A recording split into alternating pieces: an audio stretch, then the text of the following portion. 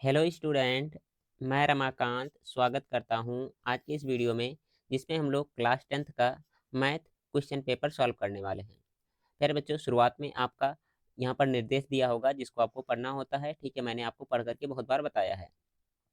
आपका जो पेपर होता है 3 घंटा 15 मिनट का होता है, पूर्णांक 70 नंबर का होता है। ठीक है, शुरुआत में प्रारंभ में 15 मिनट को क्या दिए जाते हैं, आपको प्रश्न पत्र पढ़ने के लिए दिए जाते हैं, लेकिन से आप लोग मैथ में बिल्कुल भी ये काम नहीं करेंगे। ठीक है, जो शुरुआत में आपको पढ़ने के लिए टाइमिंग दिए जाते हैं वो आप लोग नहीं यूज करेंगे। क्यों नहीं करेंगे, इससे दिक्कत क्या होता है, चलिए इसके बारे में थोड़ा सा जान लेते हैं हम लोग। देखिए, अगर जो आप लोग क्वेश्चन पेपर पढ़ रहे हैं, ठीक है, मान लेते हैं पहला क्वेश्चन आया, दूसरा क्वेश्चन आया, तीसरा क्वेश्चन, इस तरह से बहुत सारे क्वेश्चन दिए होंगे। ठीक है, और सब क्वेश्चन आप लोग पढ़ लेंगे तो ऐसा हो नहीं सकता कि सारे के सारे क्वेश्चन याद होंगे। ठीक है, याद है तो बहुत अच्छी बात है कि आपको सारे क्वेश्चन आ रहे हैं, लेकिन से मान लेते हैं बीच में कोई एक ऐसा क्वेश्चन है जो आपको हार्ड लग रहा है। ठीक है, ये आपको थोड़ा थोड़ा याद आ रहा है, थोड़ा थोड़ा नहीं याद है, मतलब आपने क्लास में इसको अच्छे से पढ़ा था लेकिन इस समय याद नहीं आ रहा है। ठीक है, तो आपने क्वेश्चन पेपर पढ़ लिया, तो अगर जो आप लोग पहला क्वेश्चन सॉल्व करना स्टार्ट करेंगे तो याद आएगा कि ये क्वेश्चन कैसे सॉल्व कर सकते हैं। ठीक है, इसकी याद आएगी। दूसरा क्वेश्चन सॉल्व करेंगे तब भी इसका याद आएगा। ठीक है, इसी के याद में मतलब ये क्वेश्चन भी आपका थोड़ा बहुत गलत होने का चांसेस बन जाता है, ये भी गलत होने का चांस, कहीं की ध्यान आपका कहीं पर होगा, क्वेश्चन कोई और सॉल्व करेंगे तो मिस्टेक होने के चांस होते हैं। ठीक है, तो इसलिए क्या करेंगे, आपका मैथ का जो पेपर होगा, ठीक है, इसको आप लोग शुरुआत में पढ़ेंगे बिल्कुल भी नहीं। ठीक है, पेपर मिला, आपने सॉल्व करना स्टार्ट कर दिया। ठीक है, पूरा क्वेश्चन सॉल्व करते जाओ करते जाओ, जो आए करो, नहीं आ रहा उसके लिए क्या करो, छोड़ दो। ठीक है, बाद में उसको देख लेना। और इसमें निर्देश जो दिए गए हैं उनको आप लोग पढ़ना चाहते हैं तो पढ़ सकते हैं। ठीक है, सभी प्रश्न करना अनिवार्य होगा। खंड आपका कितना प्रश्न पत्र, 2 खंडों में होगा। जो पहला खंड आ होगा इसमें 20 बहुविकल्पीय प्रश्न होंगे। ठीक है, जिनका आंसर OMR शीट पर करना होगा, और OMR शीट पर आपको इरेजर वगैरह व्हाइटनर वगैरह यूज नहीं करना है। ठीक है, कट पीट भी नहीं करना है आपको। खंड बा होगा, ठीक है, इसमें क्या होंगे, 50 नंबर के प्रश्न वर्णात्मक प्रश्न पूछे जाएंगे। ठीक है, और इसमें कितने, कुल 5 प्रश्न होंगे। आगे देखेंगे निर्देश लिखा गया है, प्रत्येक प्रश्न प्रारंभ में स्पष्ट लिख दीजिए कि उसमें कितने खंड करना है। ठीक है, तो आप लोग लिखना चाहें तो लिख सकते हैं एकदम आराम से, कोई दिक्कत ही नहीं है। ठीक है, उसके बाद में जो दिया गया है आपका प्रश्न पत्र होगा, उसके अंक क्या होंगे, उसके अंक सम्मुख लिखे होंगे, मतलब ये क्वेश्चन जो है, ठीक है, इस कितने नंबर का होगा इसके बगल में लिखा रहेगा। ओके, तो चलो सीधे बढ़ते हैं क्वेश्चन की तरफ हम लोग। मैं इसको थोड़ा सा जूम कर दे रहा हूँ, उसके बाद में हम लोग आंसर करेंगे इसका। जूम होगा, हाँ ठीक है। पहला क्वेश्चन क्या है, बहुविकल्पीय का। एक त्रिघात बहुपद के अधिक से अधिक शून्यांकों की संख्या होगी, तो त्रिघात बहुपद के शून्यांक कितने होते हैं, 3 होते हैं। ठीक है, तो इसका जो दिया गया है बी ऑप्शन सही आंसर हो जाएगा। अगर जो यहीं पर आपको इसे कहता है द्विघात, ठीक है, क्या कहता है, द्विघात बहुपद के शून्यांकों की संख्या, तो कितने हो जाते हैं, 2 हो जाते हैं। अगर जो रेखिक समीकरण कहता है, ठीक है, तो उसके कितने होते हैं, 1 होते हैं। ओके, देखेंगे दूसरा क्वेश्चन। इसमें क्या कह रहा है, संख्या 140 का अभाज्य गुणनखंड होगा, कितना होगा आपको ये बताना है। तो 144 कितना, 140 है, इसका फैक्टर करने के लिए कह रहा है, तो 140 ऐसे लिख लो, और इसका फैक्टर अलग से मन करे कर लो, नहीं तो हमारी तरह से जिस तरह से मैं बता रहा हूँ उस तरह से कर लो। जैसे 140 को क्या लिख सकते हैं, 14 × 10 लिख सकते हैं। ठीक है, और इसका फैक्टर अगर जो 14 को करना चाहें तो कितना हो जाएगा, 2 × 7 2 7 14 हो जाएगा, और 10 को क्या लिख सकते हैं, 2 × 5 यानी कि 5 दूना 10 हो जाएगा। ठीक है, जैसे दो दो बार दिख रहा है तो 2 की पावर कितना हो जाएगा, 2 हो जाएगा। 5 अकेला दिख रहा है तो 5 अकेला लिख देंगे, 7 अकेला दिख रहा है तो 7 अकेला लिख देंगे। ठीक है, यानी कि 2 की पावर 2, 5 और 7, इसका जो दिया गया है सी ऑप्शन सही आंसर हो जाएगा। जैसे 4 × 5 = 20 और 7 × 14 140 आ जाएगा, फिर ये सी ऑप्शन इसका क्या हो जाएगा, सही आंसर होगा। इस तरह से नहीं करना चाहते तो इस तरह से लाइनिंग खींच करके आप लोग कर सकते हैं। 2 से काटिए, फिर 2 से काटिए, ठीक है, इस तरह से काटते हुए जाइए, जितना आएगा सबको आप लोग देख लीजिएगा फिर। तो दोनों ही तरीके आसान होते हैं। तीसरा क्वेश्चन देखेंगे आप लोग। इसमें क्या करा, थोड़ा सा जूम कर दूं मैं, ज़्यादा जूम हो गया क्या, हाँ देखेंगे इतना आप। भाजक भागफल एवं शेषफल में संबंध होगा, कौन सा संबंध इसमें सही है आपको ये बताना है। तो फार्मूला आपको पहले से मालूम होगा, एक बार लिख लीजिएगा, उसके बाद में मैच करना स्टार्ट करिएगा। जैसे भाज्य बराबर क्या होता है, भाजक, और गुणे में क्या होता है, भागफल, और प्लस में कितना आता है, शेषफल आता है। ठीक है, शेषफल। ठीक है, मतलब इस तरह से हम लोग ब्रैकेट बना करके अगर जो करते हैं तो यहाँ पर क्या आता है, भाजक आता है। ठीक है, भाजक आता है, बीच में क्या होता है, भाज्य होता है। ठीक है, और यहाँ पर क्या आता है, भागफल आता है। ठीक है, और नीचे सॉल्व करने पर जो बचता है वो क्या होता है, शेष फल होता है। ठीक है, तो क्या होता है, इन दोनों का आपस में मल्टीप्लाई करते हैं, ये वाला जोड़ते हैं तो बीच वाला हमें मिल जाता है। तो कौन सा सही होगा इसका, शेष फल से गुणा करने के लिए कह रहा नहीं सही है, तो नहीं हो सकता है। ठीक है, अब भाज्य और भागफल का तो गुणा करते नहीं है, तो इस वजह से ये नहीं होगा। सी वाले ऑप्शन में देखेंगे, भाज्य बराबर भाज्य गुणे भागफल वाले शेष फल। ठीक है, इसका सी ऑप्शन यहाँ पर सही आंसर हो जाएगा। क्लियर है यहाँ तक? तो हम लोग बढ़ जाएं अगले क्वेश्चन की तरफ। देखेंगे 4 नंबर प्रश्न। इसमें क्या है, रैखिक समीकरण x plus 2y plus 5 equal to 0 तथा 3x minus 3y plus 1 equal to 0 के युग्म का हल होगा। क्या हल होगा आपको ये बताना है। ठीक है, तो इसको चेक करना पड़ेगा आपको। सबसे पहले हम लोग निकालेंगे a1/a2। ठीक है, देखेंगे कितना आएगा। तो यहाँ से a1 की वैल्यू कितनी हो जाएगी, 1, और a2 की वैल्यू कितनी हो जाएगी, -3 होगी। ठीक है, यहाँ पर माइनस में 3 लिखा गया, इस बात को ध्यान दीजिएगा आप लोग। इसके बाद में b1/b2 निकाल लेते हैं हम लोग। कितना हो जाएगा, 2, और यहाँ से कितना हो जाएगा, 2, और नीचे कितना हो जाएगा, -6 हो जाएगा। ठीक है, अगर जिसको सॉल्व करते हैं तो कितना आ जाएगा, माइनस में 1/3, ये भी आ जाएगा, ये भी माइनस में 1/3 ही लिखा गया है। इसके बाद में c1/c2, इसको चेक कर लेते हैं। तो कितना हो जाएगा, ये हो जाएगा 5 आ रहा सी की वैल्यू, और ए की वैल्यू कितनी आ रही है, 1, तो 5/1 हो जाएगा। तो देखिए a1/a2 इक्वल टू आ रहा b1/b2, कितना आ रहा, हमें मिल रहा a1/a2 इक्वल टू b1/b2, और इसके नॉट इक्वल में कौन चल रहा, c1/c2। ठीक है, तो कौन सा सही हो जाएगा इसमें कंडीशन, इसके लिए क्या होता है, कोई हल नहीं होते हैं। ठीक है, तो इसका जो दिया गया यहाँ पर डी ऑप्शन सही आंसर हो जाएगा। ओके, क्लियर है? आप लोग बताइएगा, ये वाला जो समीकरण है ये संगत होगा कि असंगत होगा। ठीक है, इतना तो बता ही सकते हैं। ठीक है, लेकिन से इसका कोई हल नहीं है, इस बात को आप लोग याद रखिएगा। और रेखाएं किस तरह से होंगी, ये रेखाएं आपकी होंगी समांतर होंगी। संगत असंगत चेक करके बताइएगा आप लोग। चेक क्या करना है, देख करके ही बता देना है आपको। नेक्स्ट क्वेश्चन देखेंगे हम लोग 5 नंबर। समांतर श्रेणी -5 -1 3 7 का सर्वांतर होगा, कितना होगा आपको ये बतानी है। तो सर्वांतर डी इक्वल टू कितना होता है, सेकंड वाले में से क्या करेंगे, पहले वाले को घटा देंगे, तो कितना हो जाएगा, -1, माइनस कितना करना है आपको, -5 दिया गया है। सॉल्व करते हैं, कितना आ जाएगा, ये आ जाएगा -1, और माइनस माइनस कितना आ जाएगा, प्लस आ जाएगा। घटाने पर कितना मिलेगा, 4 मिलेगा। तो इसका जो दिया गया है डी ऑप्शन सही आंसर हो जाएगा। ठीक है, अगर जो आप लोग को शुरुआत में यहाँ पर घटाने में दिक्कत हो रही है, ठीक है, तो लास्ट वाले में से भी घटा करके आप लोग लास्ट के दो तरफ, मतलब कोई भी लगातार दो संख्याओं का अंतर देख सकते हैं। ठीक है, जिसमें आप लोग एकदम अच्छे तरीके से सॉल्व कर ले जाएं। जैसे यहाँ से 7 में से आराम से 3 घटा सकते थे, तो कितना आ जाएगा, 4। जिनको प्लस माइनस में थोड़ा बहुत दिक्कत होता है उनके लिए मैं बता रहा हूँ। ठीक है, तब भी कितना आएगा, 4 ही आएगा। देखेंगे इसको आप लोग, द्विघात समीकरण ax² plus bx plus c equal to 0 का विविधकर होगा। विविधकर का फार्मूला क्या होता है, d बराबर b² माइनस 4ac होता है। ठीक है, अब चेक कर लीजिए कहाँ पर दिया गया है, b² माइनस 2ac। जी नहीं, ये तो गलत हो जाएगा। b² प्लस 4ac, इसी वजह से ये गलत हो जाएगा। b² माइनस 4ac होता है, बिल्कुल सही होगा। इसका कौन सा जो दिया गया है, सी ऑप्शन सही आंसर हो जाएगा। याद रखिएगा, बहुत ही महत्वपूर्ण है ये फार्मूला आप लोग के लिए। एक ना एक क्वेश्चन बहुविकल्पी में फिक्स है, आएंगे ही आएंगे इस फार्मूले पर। नेक्स्ट देखेंगे 7 नंबर क्वेश्चन। दो बिंदुओं 2, 3 और 4, 1 के बीच की दूरी होगी, कितनी होगी बताइए जल्दी से। दूरी का फार्मूला हम लोग जल्दी से लिख लेते हैं, उसके बाद में सॉल्व करेंगे इसको। दूरी का फार्मूला होता है, दूरी इक्वल टू अंडर रूट में x2 माइनस x1 का whole square plus y2 minus y1 का होल स्क्वायर।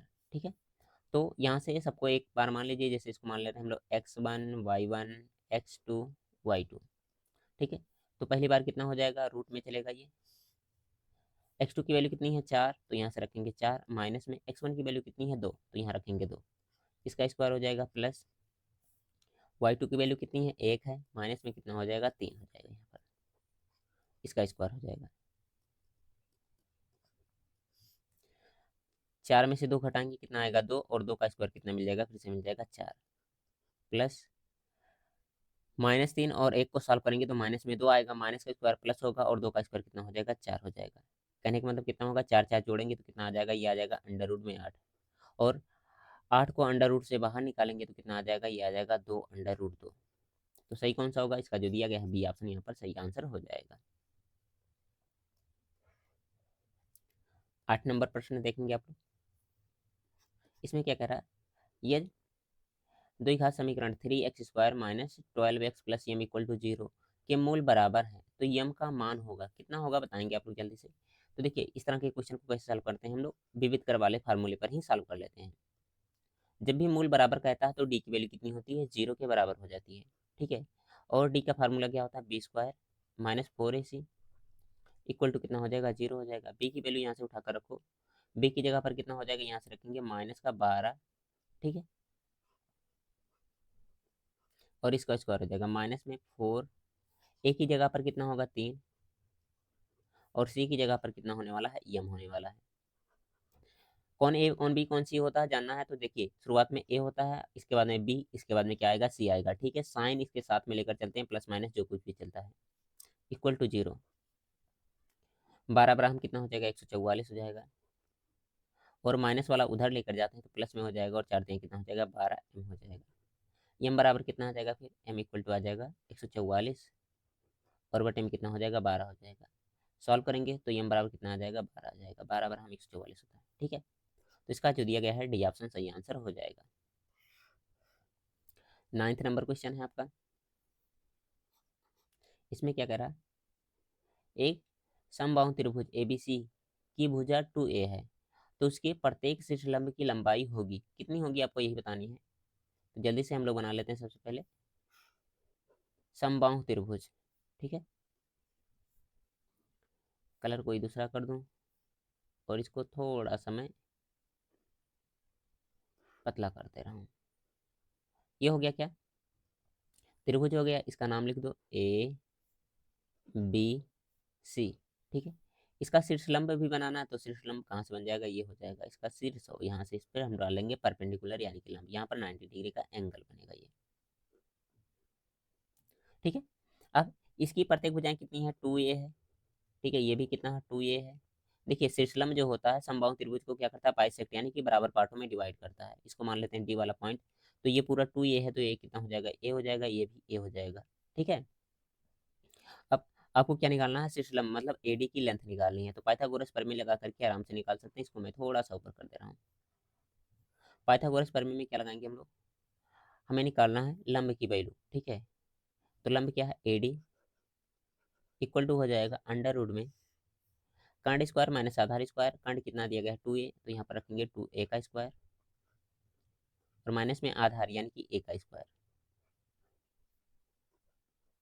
सॉल्व कर लेते हैं हम लोग, 2 का स्क्वायर कितना हो जाएगा 4, और यहाँ पर हो जाएगा a स्क्वायर, माइनस में यहाँ से कितना a स्क्वायर तो पहले से दिया गया है, घटा लो, घटाने पर कितना आ जाएगा 3a स्क्वायर आ जाएगा, ठीक है। अब a स्क्वायर को अंडर रूट से बाहर निकालेंगे तो कितना आ जाएगा, a आ जाएगा, और अंदर कितना हो जाएगा, √3 बच जाएगा, ठीक है। तो a अंडर रूट 3 इसका जो दिया गया है सी ऑप्शन सही आंसर हो जाएगा। इसको आप लोग डायरेक्ट याद रखेंगे तो आपका इतना टाइम बच जाएगा एग्जाम में, ठीक है। अगर जो शीर्ष लंब पूछेगा समबाहु त्रिभुज का तो कितना हो जाएगा, a अंडर रूट 3, ओके। चलो फिर बढ़ते हैं अगले क्वेश्चन की तरफ, देखेंगे 10 नंबर क्वेश्चन। और 10 नंबर क्वेश्चन में क्या कह रहा है, माध्य निकालने के लिए कह रहा है, ठीक है। तो माध्य निकालने में थोड़ा सा ज़्यादा टाइम लगता है, इसलिए मैं इसको नहीं सॉल्व करा रहा हूँ, ठीक है। अगर जो आपको माध्य निकालना नहीं मालूम है, ठीक है, तो कहेंगे मैं एक अलग से वीडियो बनाऊंगा जिसमें आपको बता दूंगा 3 तरीके से जो माध्य निकाले जाते हैं, तीनों तरीका एकदम अच्छे तरीके से। अगर जो नहीं आता तो आता है तो आप लोग इसको सॉल्व करके बताइएगा इसका कौन सा आंसर होगा। क्वेश्चन नंबर 10 लिखेंगे, ठीक है, और बताएंगे इसका आंसर क्या होगा विथ योर नेम, अपने नाम के साथ में। 11 नंबर प्रश्न है, इसमें क्या लिखा गया है, साइन, इधर कर दूं मैं, साइन 27 है, और बटे में कितना दिया गया है, कॉस 63 है, ठीक है। अब देखिए यहाँ पर साइन 27 को चेंज कर लीजिए या तो कॉस 63 को, जब दोनों को जोड़ने पर 90 मिल जाए तो समझिए एक ना एक को आपको चेंज करना पड़ेगा, ठीक है, पूरक कोण के नियम से, ठीक है। 7 3 10 और 6 2 8 और कितना हो जाएगा, 1 9 हो जाएगा, यानी कि 90 मिल जा रहा है। तो ऊपर वाला हम लोग चेंज कर लेते हैं। देखिए साइन को एज इट इज ऐसे रहने दीजिए, ठीक है। और 27 को क्या लिख सकते हैं आप लोग बताएंगे, कहेंगे 90 माइनस 63 लिख सकते हैं। 90 माइनस 63 करोगे कितना आ जाएगा, 27 आ जाएगा। और नीचे कितना हो जाएगा, कॉस 63। अब देखिए यहाँ ऊपर हम लोग लगाएंगे साइन 90 माइनस थीटा का फार्मूला। साइन 90 माइनस थीटा क्या होता है, कॉस थीटा होता है। तो कितना हो जाएगा, कॉस 63 हो जाएगा। और इसके नीचे भी कितना आ जाएगा, कॉस 63 आ जाएगा। अब ये दोनों आपस में कट जाएंगे तो कितना बचेगा, केवल एक बचेगा, ठीक है। तो इसका कौन सा सही आंसर होगा, जो दिया गया ये ऑप्शन सही आंसर हो जाएगा। देखेंगे 12 नंबर क्वेश्चन और बताएंगे आप लोग इसका क्या आंसर होगा। cos 2a बराबर √3/2, तो sin 2a का मान होगा कितना होगा, आपको ये बतानी है। तो जल्दी से आप लोग बता देंगे क्या होगा इसका आंसर। इसके लिए ट्रायंगल बना सकते हैं या फिर दूसरा तरीका लगा करके मैं बताऊं। ट्रायंगल बना करके आप लोग करिए, बाकी हम लोग इसको दूसरे तरीके से करते हैं, कोई अच्छा सोचते हैं। कितना लिखा गया, cos a बराबर √3/2। आप लोग मुझे बता दो कि कॉस में √3/2 किसका मान होता है। तो आप लोग कहोगे कॉस 30 अंश का मान √3/2 होता है, ठीक है। कॉस से कॉस एलिमिनेट करते हैं तो ए बराबर कितना हो जाएगा, 30 हो जाएगा, ठीक है। इतना समझ में आ गया सबको। अब निकालना साइन 2a, साइन 2a। तो यहाँ से कितना हो जाएगा, साइन 2 तो ऐसे रहने देंगे, एक ही जगह पर कितना हो जाएगा, 30 हो जाएगा। जब इसको सॉल्व करते हैं तो कितना हो जाएगा, साइन ये हो जाएगा 60।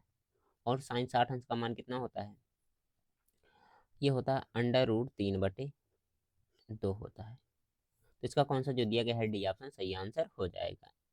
ओके, नेक्स्ट क्वेश्चन करेंगे हम लोग 13 नंबर।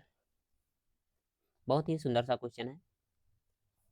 देखिए लिखा कितना गया है, 1 + tan² अपान में 1 + cot²। इसका मान क्या होगा, आपसे ये पूछना चाह रहे हैं।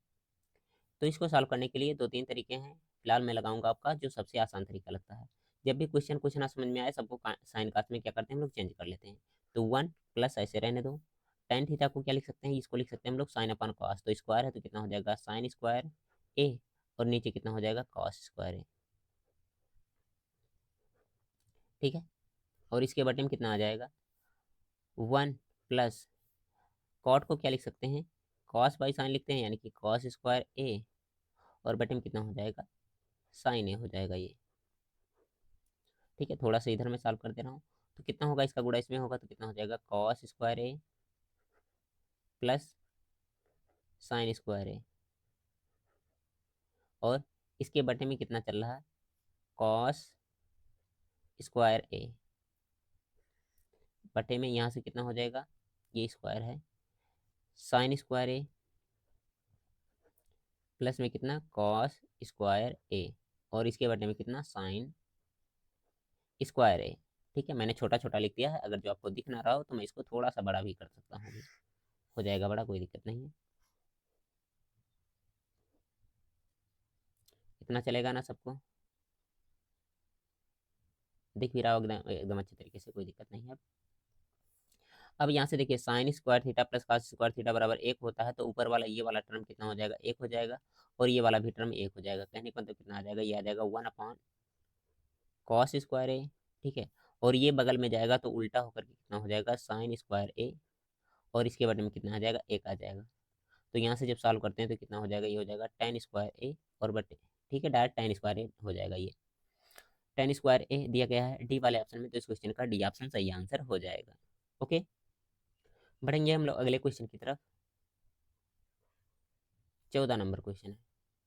इसमें क्या कह रहा है, साइन 2a बराबर 2 साइन ए सत्य होगा ए बराबर है, ए किसके बराबर में आता है, तो ये एनसीईआरटी का क्वेश्चन है, ठीक है। तो इसको मैं आप लोग को यहाँ पर नहीं सॉल्व करवाने वाला हूँ, क्योंकि बहुत सारे क्लास मैंने लिया है तो इसको वहाँ पर करवाया है। तो इसको आप लोग खुद सॉल्व करिएगा और बताइएगा इसका आंसर क्या होगा, ठीक है सभी बच्चे। कि बता दूँ, चलो देख ही लेते हैं, लेकिन से हम लोग फार्मूले से देखेंगे, ठीक है। आप लोग ऑप्शन से चेक करके देख लीजिएगा, ठीक है, ऑप्शन चेक करके देखेंगे, ठीक है, लेकिन से फार्मूले से मैं बता रहा हूँ। देखिए लिखा कितना गया, साइन 2a इक्वल टू कितना लिखा गया है, 2 साइन ए, ठीक है। अब यहाँ से साइन टू ए को चेंज करना चाहें तो कितना हो जाएगा, ये हो जाएगा, फार्मूला होता है साइन टू ए का, two sine A into cos ए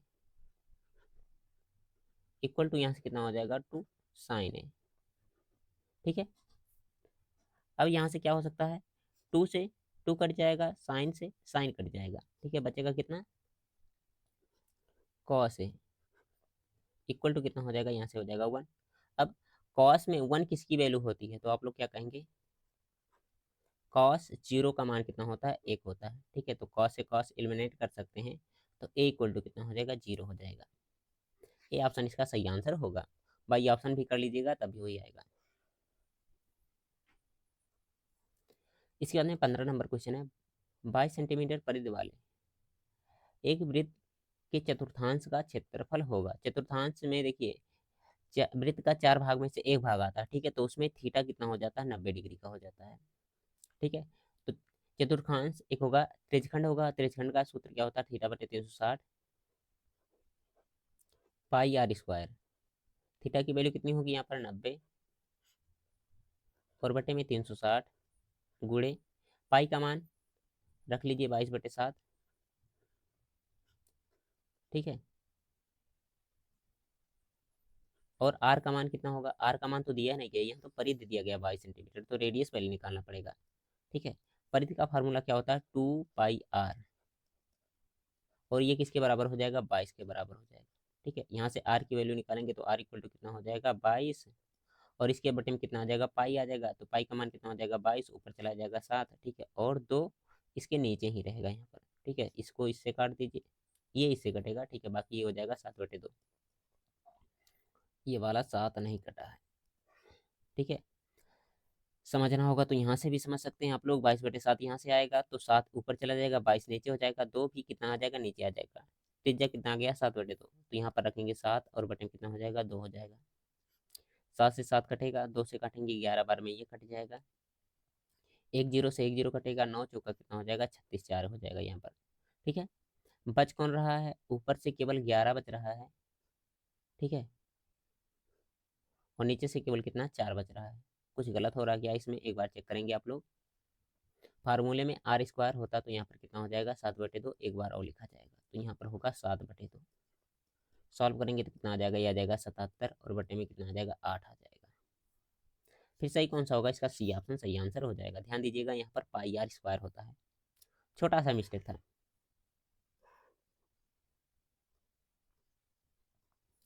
देखो इसको, कैप्सूल संयोजन है, किसका किसका संयोजन है, कैप्सूल किस तरह से बनता है आप लोग देखेंगे, बताएंगे। ठीक है, कुछ इस प्रकार से देखेंगे, थोड़ा सा बन जाएगा क्या, हाँ देखते हैं।